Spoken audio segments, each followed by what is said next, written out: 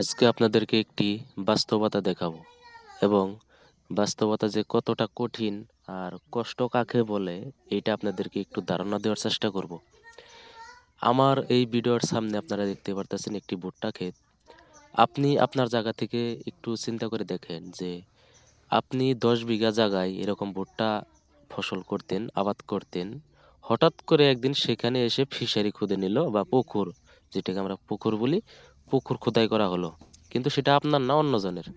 তাহলে আপনার কিরকম লাগবে এটি একটু আমাকে কমেন্ট করে জানাবেন।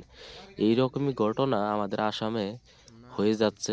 বিশেষ করে আসামের মুসলমানদের উপর এরকম অত্যাচার আমরা আগে থেকে সহ্য করে আসতেছি। যারা বাংলাদেশ থেকে ভিডিওটা দেখবেন তারা আশা করি কমেন্টে বলে যাবেন কতটুকু যুক্তিসহ এটা হয়েছে।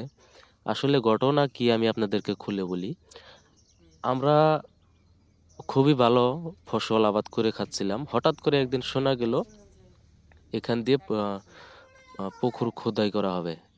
তো যে কথা সেই কাজ। হঠাৎ করে একদিন জিসিবি 10-12টা জিসিবি এসে, পুলিশ বাহিনী এসে, আর্মি বাহিনী এসে এরকম একটি পুকুর খোদাই করে চলে গেল।